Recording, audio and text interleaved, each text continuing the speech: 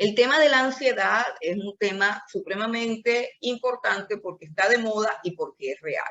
Y porque la manera como estamos viviendo en estos tiempos es propicia para que todos enfermemos de ansiedad. El trastorno de la ansiedad puede degenerar en un ataque de pánico y en otro tipo de enfermedades, tanto mentales como del organismo. Enfermedades, inclusive enfermedades digestivas, enfermedades del aparato circulatorio, enfermedades, en fin, de todo tipo de enfermedades. Así que el tema de la ansiedad es un tema supremamente importante para nosotros como iglesia. Tenemos que aprender a manejar la ansiedad y nos encontramos que en la soberanía de Dios, en la sabiduría infinita de Dios, Dios trató el tema de la ansiedad, porque a veces creemos que cuando nosotros como creyentes tenemos problemas de ansiedad, pues debemos correr a un psicólogo o a un psiquiatra porque ellos son los que saben. Pero Jesucristo vino a salvarnos, Jesucristo vino a salvar todo nuestro ser, espíritu, alma y cuerpo. Entonces, al Señor Jesucristo no se le escapó absolutamente nada del asunto de la ansiedad. Tenemos que aprender a manejar a la ansiedad porque el Señor Jesucristo, así como hizo provisión para nuestro pecado, hizo provisión para todo, para todas nuestras necesidades. De hecho, el apóstol Pablo dice que el que no escatimó a su Hijo Jesucristo, sino que lo entregó por todos nosotros, ¿cómo no nos dará también todas las cosas? O sea, ¿cómo Dios no nos va a dar aquellas cosas que son necesarias? Él dice, si el papá más malo, cuando su hijo le pide pan, es incapaz de darle una piedra, ¿cómo Dios no nos va a dar las cosas que necesita? Entonces, Dios sabía de estos tiempos, el Señor Jesucristo escribió de estos tiempos, la profecía bíblica escribe de estos tiempos. No es posible que dejaran por fuera la enfermedad de estos tiempos, que es la ansiedad, repito, con todos sus derivados, porque ahora se habla de trastorno de la ansiedad y el trastorno de la ansiedad se clasifica en un sinnúmero de trastornos más, entre ellos el ataque de pánico, los cuales creo que todos nosotros los hemos conocido. A diario o con mucha frecuencia veo creyentes que viven en ansiedad, que viven bajo estrés, que viven bajo presión. Cuando yo veo esto, le doy tantas gracias a Dios por haberme llamado al ministerio, por haberme llamado a su servicio. Y me pregunto por qué Dios no nos llamaría a todos a servirle, porque es que trabajar para el Señor es trabajar sin estrés, sin ansiedad y sin pánico. De hecho, cuando un ministro del evangelio experimenta el estrés, la ansiedad o el pánico, es porque ha sido negligente en algo que Dios le ha encomendado. Es decir, no ha seguido las instrucciones de Dios. Pero el Señor Jesucristo no nos llama a trabajar como trabajan en el mundo. Yo quiero que en este momento, todas las personas que están aquí conectadas, están sentadas en sus casas, en este momento trata de conectar, te va a parecer extraño lo que te voy a decir, pero trata de conectar con tu cuerpo en esta hora. Trata de darte cuenta si tus músculos están tensionados o si estás relajado. Trata de relajar tu mandíbula. Trata de sentir tus hombros, tu cuello. Trata de tocar el cuello y sentir si estás tensionado. Trata de mover tus manos, tus muñecas. Trata de concentrarte en la planta de tus pies, en tus piernas, en tus muslos y trata de darte cuenta si estás en completa relajación o estás en completa ansiedad.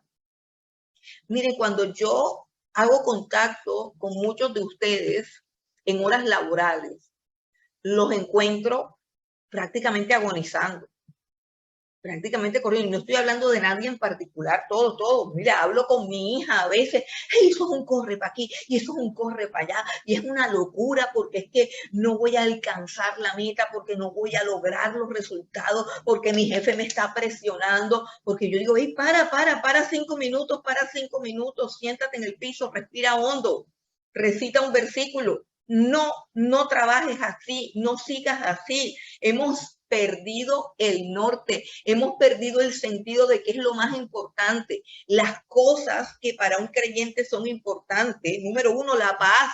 Número dos, el gozo. Hermano, la Biblia no dice que nosotros vamos a tener siempre todas las cosas, o sea, hablando de cosas materiales, pero es que hay unos bienes inmateriales que son sumamente preciosos, sumamente costosos y que el mundo no los tiene. El Señor Jesucristo le dijo a sus discípulos, la paz les dejo, la paz les doy. Yo no les doy mi paz como el mundo se la doy, es mi paz. De tal manera que el que no tiene a Cristo no tiene esa paz, porque es la paz de Cristo. Y nosotros como creyentes, yo, todos, tú, nosotros, todos los que estamos aquí y los que me van a escuchar de pronto después, tenemos que hacernos una pregunta. ¿Tenemos la paz? ¿Tenemos la paz que Cristo logró para nosotros? ¿Tenemos la paz que conocemos doctrinalmente? En Romanos capítulo 5, versículo 1 dice, justificados pues por la fe. Y eso es lo que somos nosotros. Personas, hombres y mujeres que fueron justificados por su fe en el Señor Jesucristo. Y dice, justificados pues por la fe tenemos paz para con Dios a través de nuestro Señor Jesucristo. Y la pregunta es, ¿tenemos esa paz? ¿Tenemos ese gozo? El gozo de la salvación. Podemos respirar y saber que nuestro Dios y Padre está sentado en el trono y que tiene realmente el control. Pues esos momentos de paz son para el domingo. Y quién sabe si son para el domingo, porque el domingo también estamos corriendo.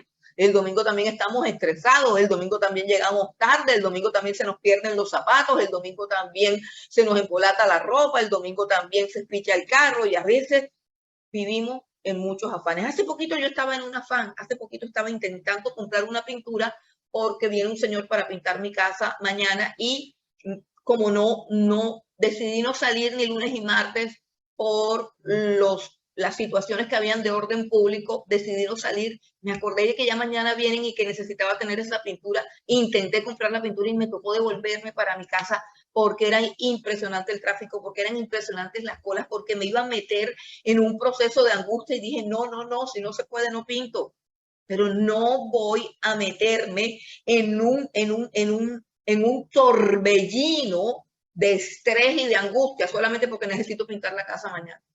No lo voy a hacer.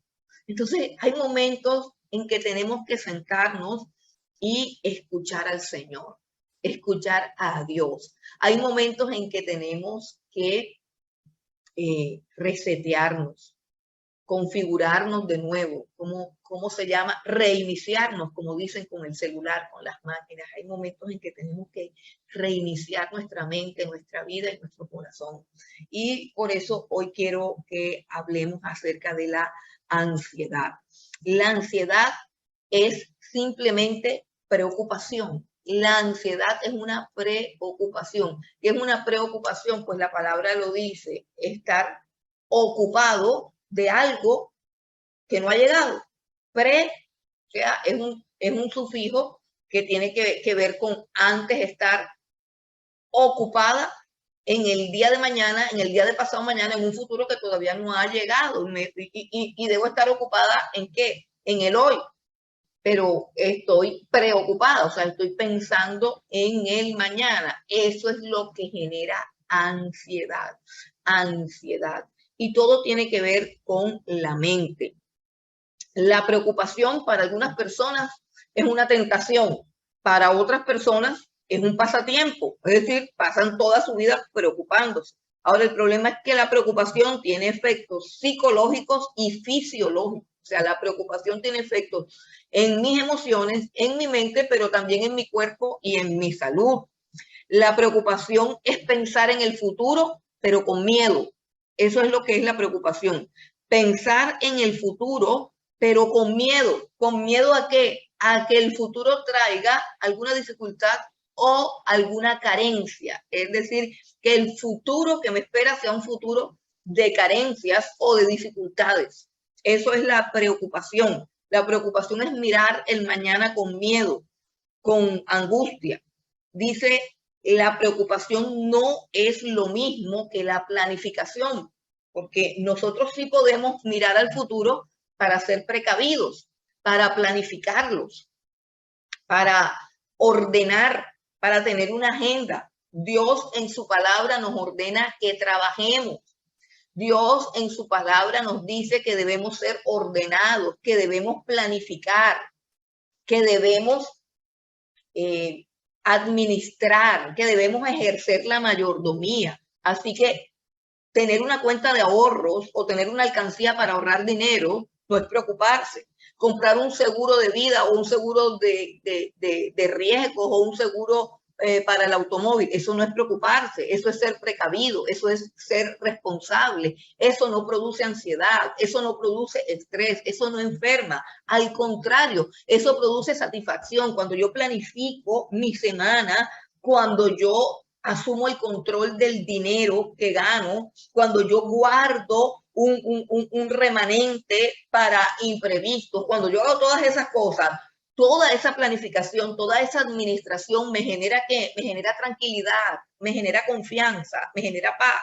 La preocupación no tiene que ver con el ahorro ni con la planificación, la preocupación tiene que ver con una visión funesta del futuro, con una visión de miedo, de que las cosas no van a salir bien. Ahora, la preocupación considera un hecho desastroso que no ha sucedido sino en mi imaginación.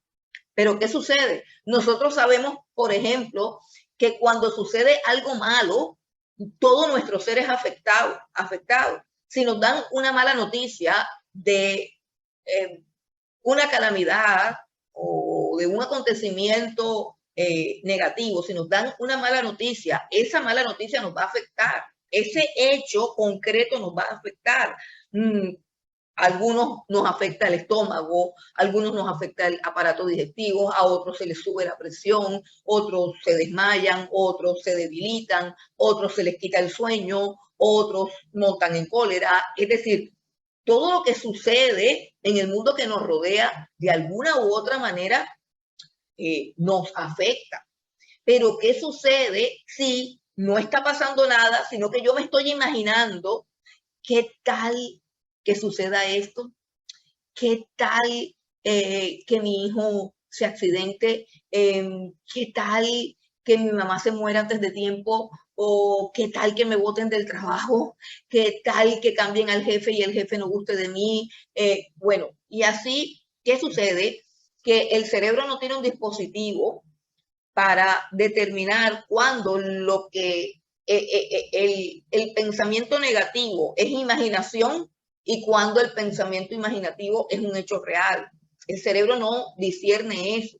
El cerebro actúa de la misma manera como yo pienso. Si estoy pensando en que voy a ser atacada, todo mi organismo se dispone para correr, pero es solo un pensamiento. Yo no voy a correr. ¿Por qué no voy a correr? Porque yo sé conscientemente que no estoy siendo atacada, sino que mi imaginación está pensando en que existe la posibilidad de que voy a ser atacada, pero todo mi cuerpo está preparado para correr. Y toda esa reacción fisiológica que despierta o hace que se segreguen una cantidad de sustancias en el cuerpo me enferma. ¿Por qué? Porque se segregaron todas esas sustancias y yo no salí corriendo porque sencillamente no había ningún motivo para salir corriendo, todo era imaginario. Entonces, con todos esos procesos, ¿cierto? Que yo simplemente a veces oigo, no los conozco bien, pero todos esos procesos cerebrales, neurológicos, fisiológicos, psicológicos, todos esos procesos intervienen cuando nosotros nos preocupamos, todos esos procesos nosotros los podemos manejar, nosotros los podemos controlar, nosotros podemos y tenemos en las Sagradas Escrituras las claves para hacerlo. Entonces, Jesús nos habla en un pasaje que es parte del Sermón del Monte y sabemos que el Sermón del Monte es la carta magna del reino de Dios, es la carta magna de los súbditos del reino, es la vida que Dios quiere que vivamos acá. Es la forma como el Señor Jesucristo quiere que vivan los que son suyos. Ojo con eso. Nosotros decimos, bueno, ya yo hice el discipulado, ya yo hice el discipulado.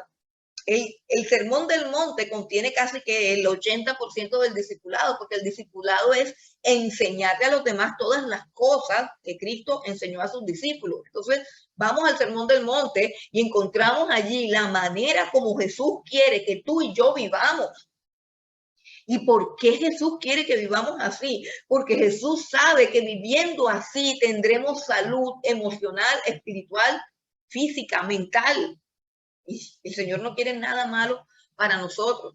Entonces, vamos al Sermón del Monte un momento y vamos a mirar en un pasaje que todos conocemos y quizás sabemos de memoria, vamos a mirar cuáles son las claves para manejar la ansiedad. Mateo capítulo 6 y leemos del versículo 25 en adelante. Dice, por tanto os digo, no os afanéis por vuestra vida, que habéis de comer o que habéis de beber, ni por vuestro cuerpo, que habéis de vestir. ¿No es la vida más que el alimento y el cuerpo más que el vestido?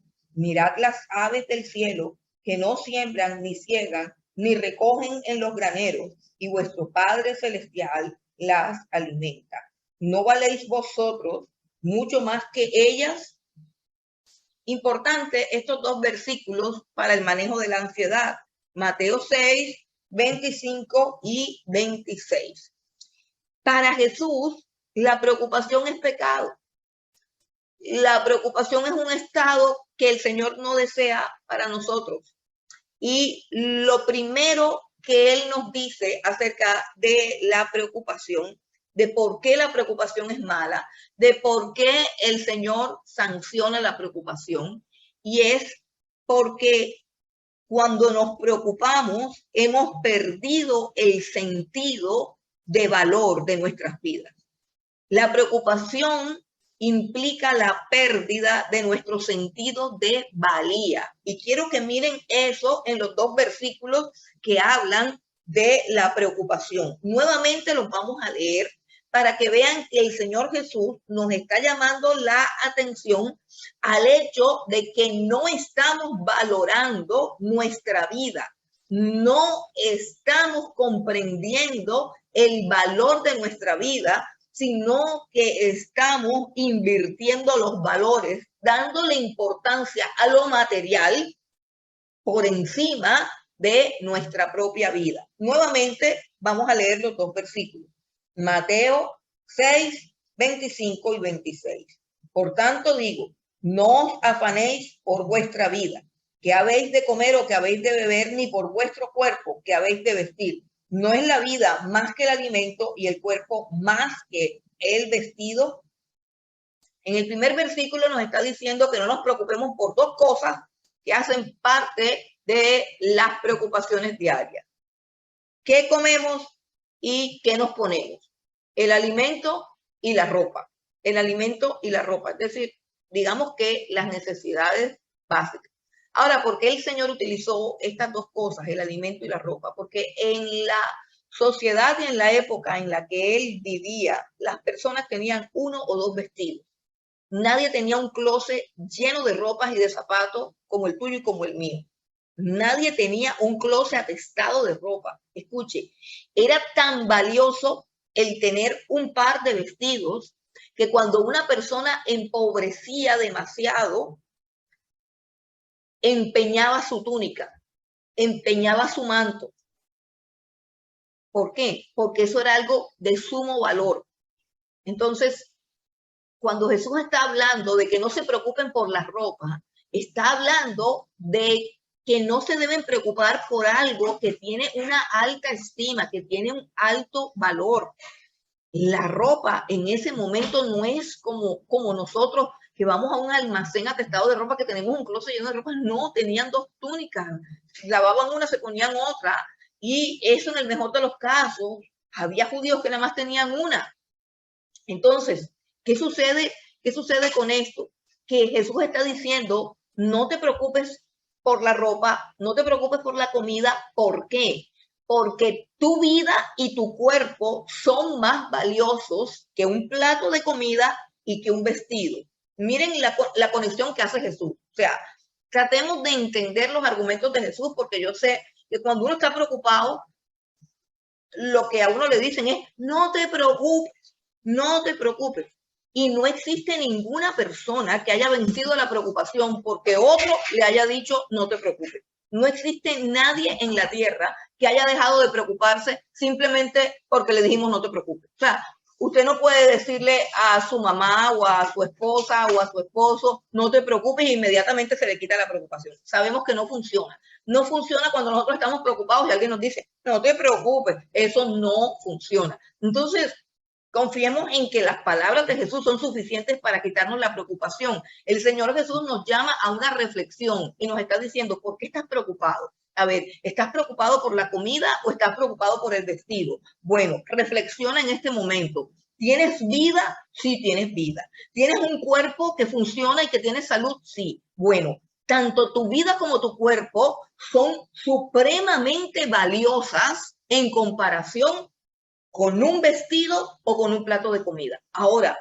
traduzcámoslo a lo que nos preocupa. ¿Qué es lo que nos preocupa? Cada uno de los que está conectados aquí puede pensar qué es lo que me preocupa. Perder el empleo, que se dañe la lavadora, que, que, que está lloviendo y hay muchas goteras y no puedo reparar el techo. Pues pensemos cómo está como nos está llamando Jesús a la reflexión. Jesús nos está diciendo, ¿tienes vida? Sí. ¿Tienes un cuerpo con salud? Sí. Bueno, tu vida y tu cuerpo son supremamente más valiosos que tu empleo, que tu trabajo, que las goteras del techo, que todo lo que te esté preocupando. Lo más valioso, lo más costoso, lo que nadie te puede reemplazar, lo que si llegaras a perder, si fuera una pérdida grave, es tu vida y tu cuerpo. Y eso tú lo tienes y Jesús está diciendo es valioso. No existe nada más valioso. Tú no tienes algo más valioso que tu propia vida y tu propio cuerpo. Y hemos perdido el sentido de la valoración de la vida. ¿Cuántos de ustedes tienen por costumbre alegrarse porque pueden ver, porque pueden caminar, porque pueden hablar, porque pueden escuchar? ¿Cuántos disfrutamos del placer de oír, del placer de ver, del placer de andar, del placer de caminar? Vivimos ajenos a todos los deleites que el Señor ha puesto delante de nosotros. Hemos perdido la sensibilidad para valorar la vida, el valor de la vida y el valor de nuestro cuerpo. Hemos perdido el valor de la vida, hemos perdido el valor de nuestro cuerpo. No valoramos el cuerpo. Hermanos, y esto de que no valoramos el cuerpo, esta es la peor época. Esta es la peor época. Que ahora vemos cuerpos, yo veo personas tan hermosas y veo la creación de Dios, mujeres hermosas, hombres hermosos, llenos de tatuajes de arriba hacia abajo, de arriba hacia abajo, todo un brazo pintado y tatuado.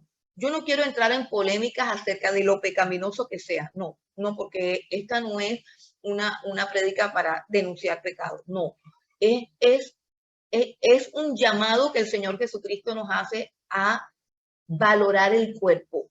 O sea, que nuestro cuerpo es precioso.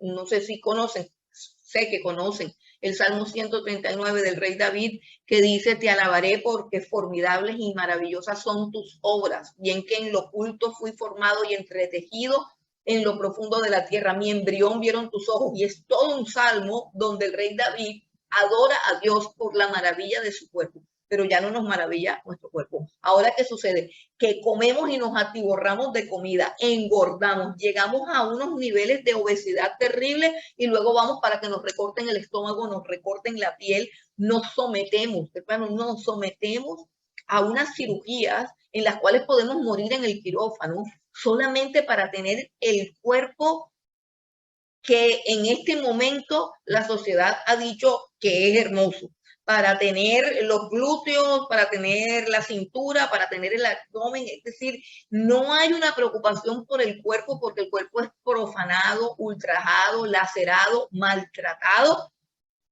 porque lo que importa es la imagen y no el cuerpo en sí. Somos una sociedad de imagen que no ama su cuerpo, no ama su cuerpo. y pensamos que todo este asunto del fitness y todo, no. Lo que se ama es la imagen, pero no el cuerpo. Maltratamos el cuerpo y despreciamos el valor de la vida, el valor de estar vivos. Eso lo estamos despreciando. ¿Por qué? Porque cada vez que nos preocupamos estamos dañando nuestro cuerpo. Cada vez que nos preocupamos le estamos dando valor a las cosas por encima del valor de la vida. Y es Jesús el que nos está diciendo que nuestra vida es valiosa. Ahora mire cómo remata este asunto del valor de la vida Jesús. Miren las aves del cielo, dice en el versículo 26. Miren las aves del cielo, no siembran, no ciegan, no recogen en graneros, y su Padre Celestial las alimenta. ¿No valen ustedes mucho más que ellas? Ahora está diciendo, miren, miren, es decir, tienen cuerpo, tienen ojos, pueden ver. Ahora dice, miren las aves del cielo, miren cómo son felices. Ningún pájaro se levanta preocupado, ningún pájaro se levanta pensando qué va a hacer. Ningún pájaro tiene miedo de no tener alimento en el día. Ahora, ningún pájaro se queda durmiendo. Todos se levantan a cantar y todos vuelan con la firme convicción de que van a encontrar el alimento. Dios le ha dado el instinto de volar y de llegar a los lugares donde siempre hayan el alimento. Ahora, la reflexión del Señor Jesús es, ¿ustedes no son más valiosos que los pájaros? No es el punto central de nuestra fe que Cristo murió por nosotros los pecadores, no es el punto esencial de nuestra doctrina, que fuimos creados a imagen de Dios. Los pájaros no fueron creados a la imagen de Dios. Nosotros, los seres humanos, fuimos creados a imagen de Dios. Dice que aunque somos menores que los ángeles en potencia, en poder, somos la corona de la creación, porque Dios todo lo puso bajo nuestros pies. Somos muy superiores a un pájaro. Somos mucho más valiosos que un pájaro. Somos hijos de Dios. Fuimos redimidos, lavados por la sangre del Cordero. Somos herederos de Dios y coherederos con Cristo.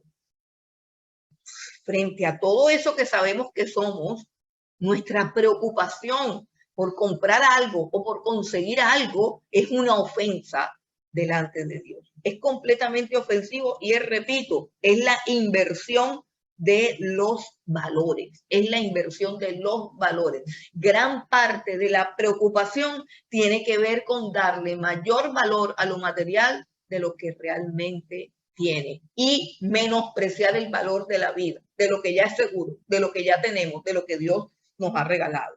Bueno, lo segundo de la preocupación es que la preocupación es inútil, no sirve para nada. El único efecto de la preocupación es que nos dé gastritis o que se nos dañe el estómago o que nos suba la presión o que tengamos un trastorno de ansiedad. Eso es lo único que puede hacer la preocupación. La preocupación no resuelve absolutamente nada, es completamente inútil. Así que si una situación no tiene arreglo, o sea, humanamente hablando, si estamos frente a un problema que no tiene solución, la preocupación es inútil porque no la soluciona, solamente agranda el problema. ¿Dónde dice eso? Versículo 27, dice, ¿y quién de vosotros podrá, por mucho que se afane, añadir a su estatura un codo? ¿Qué quiere decir eso? ¿Quién puede estirarse para ser más alto? ¿Quién puede estirar su vida para vivir un mes más de lo que ha determinado Dios que viva? Absolutamente nadie. Nadie puede alargar su vida más allá. Un día nacemos y un día morimos y estamos aquí hasta que Dios diga, y nadie puede cambiar nuestra historia de vida. Por tanto, nuestra preocupación es inútil y es absurda. En vano nos preocupamos. Ahora, lo tercero, la preocupación es pecaminosa porque ignora, desconfía y ofende a Dios. Y aquí Jesús está diciendo tres cosas acerca de Dios. Número uno, que Él alimenta a sus criaturas. Yo quiero que vayamos a otros pasajes donde dice lo mismo. Por ejemplo, en Job 38, hay unos pasajes muy hermosos que tienen que ver con la providencia de Dios para los animales y con el conocimiento que los animales tienen y la confianza que tienen los animales en esa providencia divina. Job capítulo 38, el versículo 41, Dice, ¿quién prepara al cuervo su alimento cuando sus polluelos claman a Dios y andan errantes por falta de comida?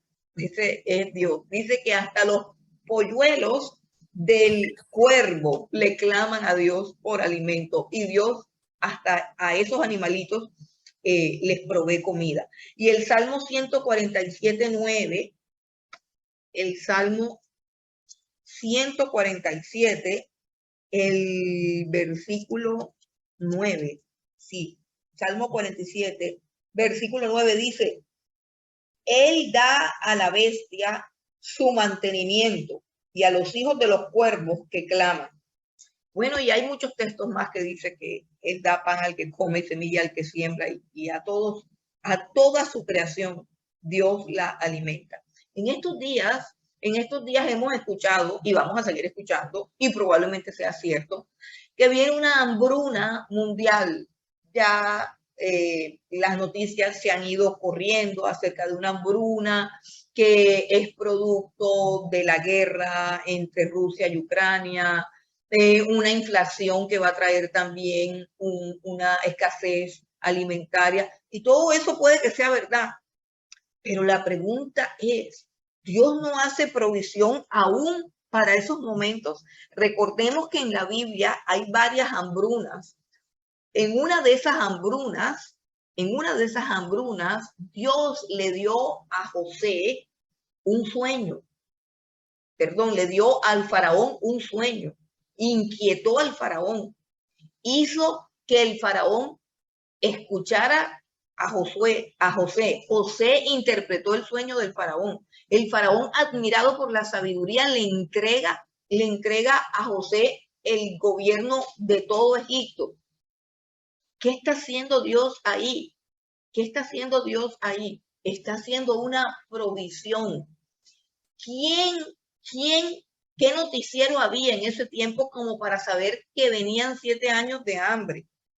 ¿Quién anunció el hambre? ¿Y por qué la anunció a Faraón? ¿Por qué no se la anunció a su siervo? Pero se la anunció a Faraón.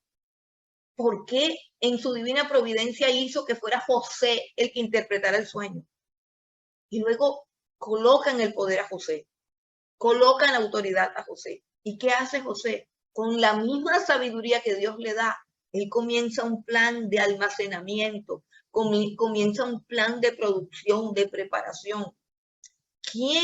¿Qué judío oró para que Dios hiciera eso? Si ninguno de ellos sabía lo que iba a pasar, pero Dios hizo provisión. Dios da el sueño, Dios dio la interpretación, Dios colocó a José. Y finalmente, cuando vemos que termina el libro de Génesis, José le dice a sus hermanos que lo vendieron, que lo ultrajaron.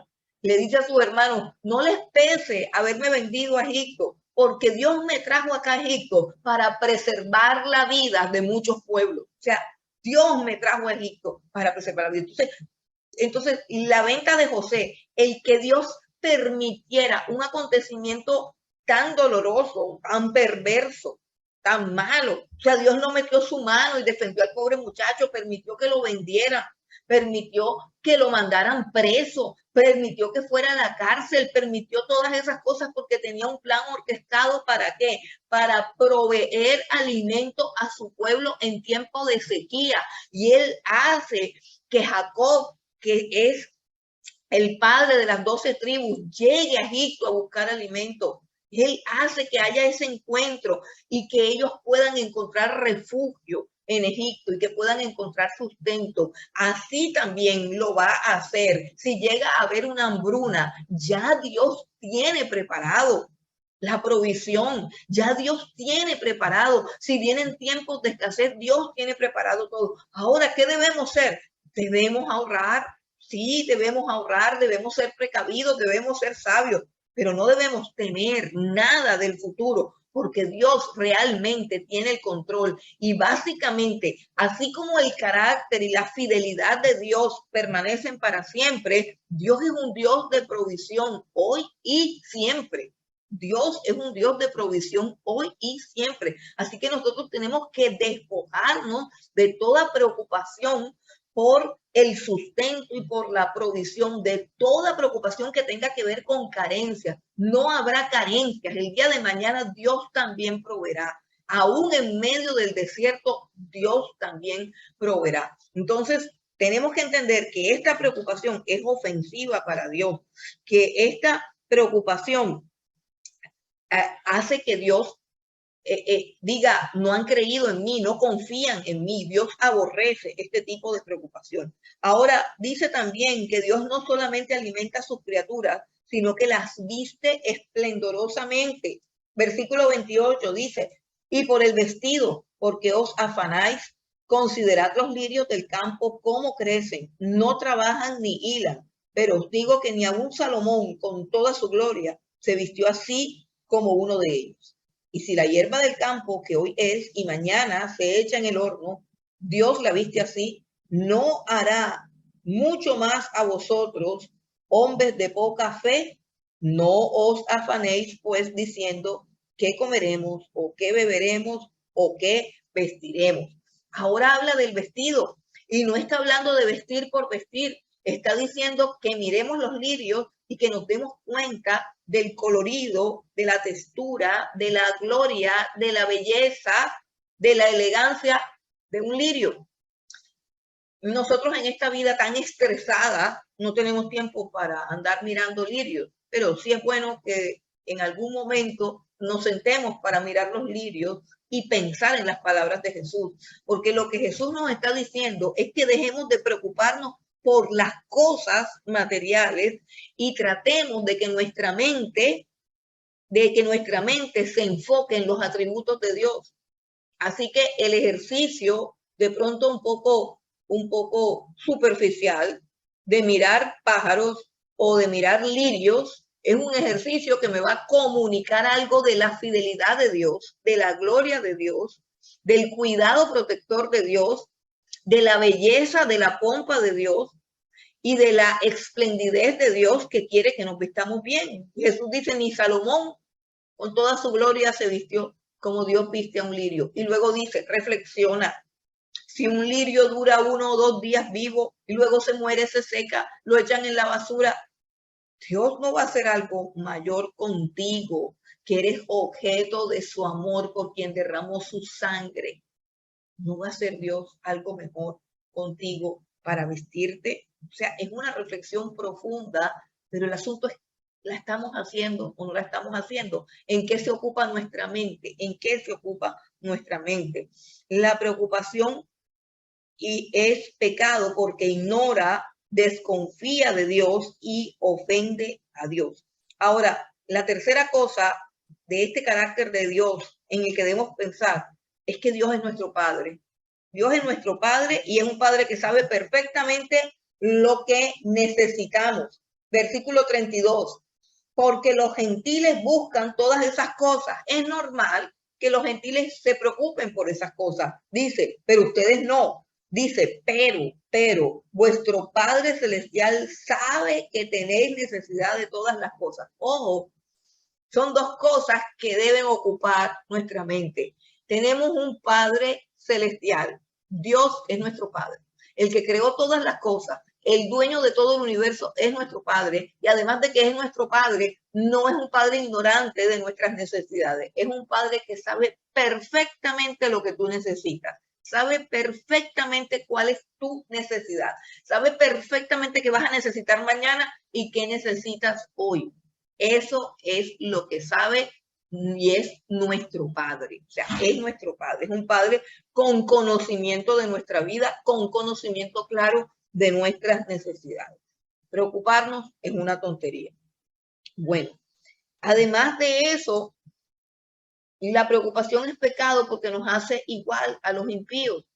Dice, porque los gentiles buscan todas estas cosas. La palabra gentiles ahí se usaba para hablar de los que no son judíos, de los que no tienen el conocimiento de Dios, de los que no conocen la palabra de Dios. Es decir, los impíos, los inconversos, los incrédulos.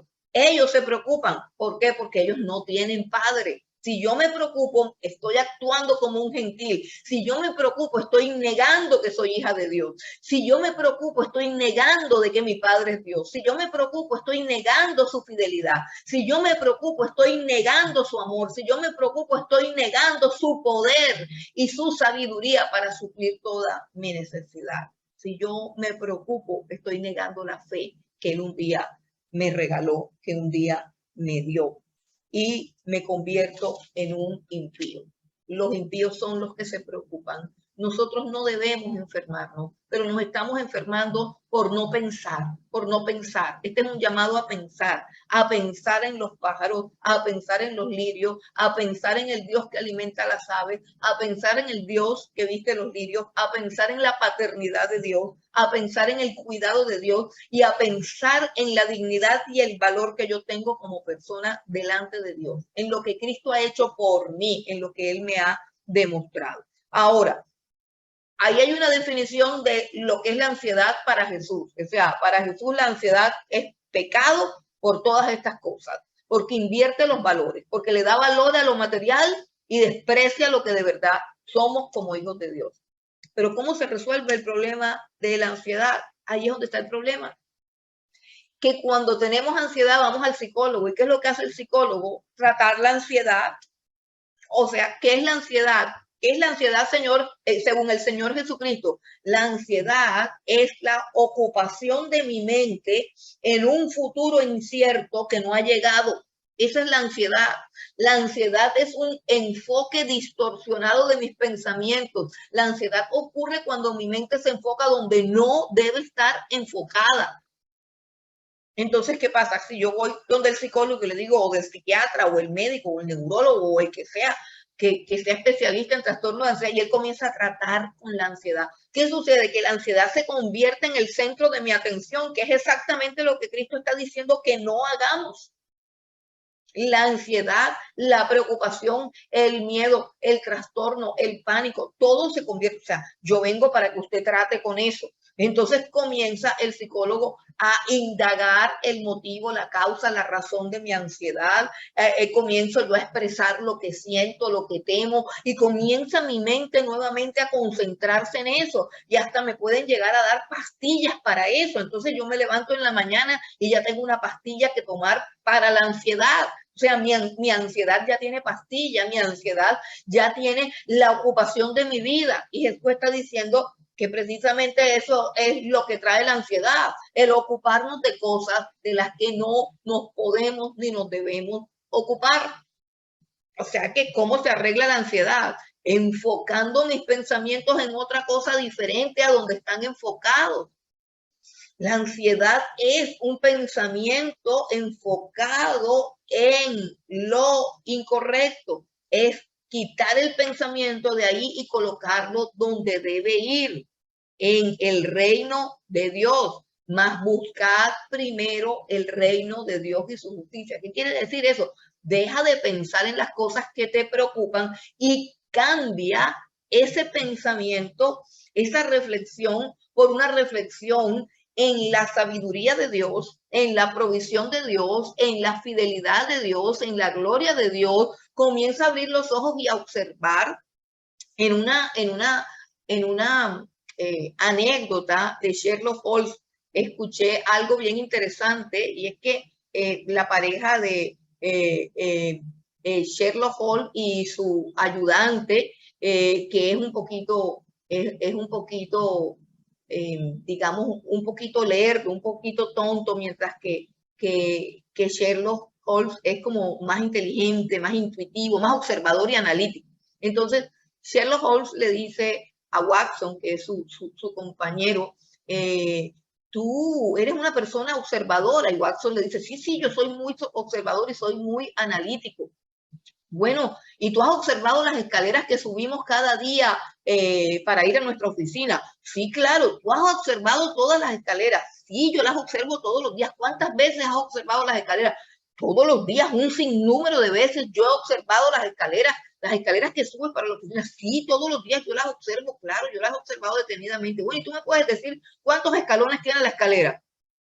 Watson dice, no, ¿cuántos escalones? No, pero tú me estás diciendo que siempre has observado las escaleras. Sí, pero tú no sabes cuántos escalones hay. No, pues yo sí sé cuántos escalones hay, dice Sherlock Holmes. Hay 117 escalones para subir a la oficina. Si ves que no eres buen observador. Entonces, con esta anécdota, reflexionamos acerca de nuestra capacidad para observar lo cotidiano, lo sencillo, los pájaros, las aves, el canto, la música y las cosas que son buenas, las cosas en las que mi mente puede relajarse y descansar. Pero pasar todo el día pensando en que tengo que cumplir una meta y que si no la cumplo me van a votar, es algo que me va a llevar a la locura necesariamente. ¿Qué sucede si no cumplo? Pues Dios proveerá. Yo solamente tengo que hacer lo que tengo que hacer hoy. ¿Qué es lo que tengo que buscar? Tengo que buscar el reino de Dios y su justicia. Yo quiero que vayamos a Romanos 14. Romanos 14, ¿cómo hacía el reino de Dios? Bueno, el reino de Dios es una realidad muy compleja, pero quiero que vayamos a Romanos 14 para que veamos una síntesis, la más simple y sencilla del reino de Dios. El reino de Dios que Jesús está diciendo que busquemos. Romanos capítulo 14, versículo 17. Dice la palabra del Señor, porque el reino de Dios no es comida ni bebida, o sea, lo que nos preocupa. El reino de Dios no es comida ni bebida, sino justicia, paz y gozo en el Espíritu Santo. El reino de Dios es justicia, paz y gozo. Justicia es algo que el Señor Jesús nos da, pero justicia es también darle a cada cosa el valor correcto. Pero el reino de Dios tiene dos cosas más allí en Romanos 14, 17, y son las cosas de las cuales nos olvidamos, que es paz y gozo en el Espíritu Santo. No es paz y gozo en la ropa, no es paz y gozo en el trabajo, no es paz y gozo en el dinero, no es paz y gozo en las circunstancias, es paz y gozo en el Espíritu de Dios. Vivimos en el reino de Dios, vivimos buscando la paz, vivimos buscando el gozo. Ojo, vivimos buscando la paz y el gozo del Señor Jesucristo. Vivimos buscando la paz, la justicia, el gozo todos los días de nuestra vida. O vivimos buscando el dinero, la ropa, el carro, la casa y todo lo material. Para vencer la ansiedad no hay que tratar con la ansiedad, sino ignorar la ansiedad y enfocarnos en el reino de los cielos, en lo que nos compete a nosotros como cristianos. Quiero terminar con el Salmo 84, versículo 11. Quiero terminar solamente con el Salmo 84. Vamos un momentico al Salmo 84 y leemos el versículo 11. Porque sol y escudo es Jehová Dios. Gracia y gloria dará Jehová. No quitará el bien a los que andan en integridad. Mire qué lindo. Un versículo sobre el cual debemos pensar. Si usted trabaja en una oficina donde todo el mundo está alterado buscando llegar a la meta, sería bueno que lo anotara en su celular, que lo anotara en su escritorio, que lo colocara en la nevera y que usted pudiera meditar en esto. Sol y escudo es Jehová Dios. Gracia y gloria dará Jehová y no quitará el bien a los que andan en integridad. Tenemos que llenar nuestra cabeza con las cosas que le pertenecen al reino de Dios. Y Dios no está diciendo que no trabajemos. Jesús dice, basta a cada día su propio afán. Es decir, mañana cuando te levantes, en lo único que vas a pensar es en lo que tienes que hacer en ese día y tienes que hacerlo bien. Pero durante el día no solamente vas a hacer lo que te toca hacer ese día, sino que vas a buscar siempre tener el gozo y la paz. Alimentar tu mente, tus pensamientos y tu imaginación con el reino de los cielos, con la palabra de Dios. Tener la capacidad de mirar, de ver las aves del cielo, de ver las flores, de ver los lirios, de ver cómo Dios cuida de nosotros y de sentir esa paz que produce el comprender que si nos cuidó ayer, nos cuida hoy y nos cuidará mañana también.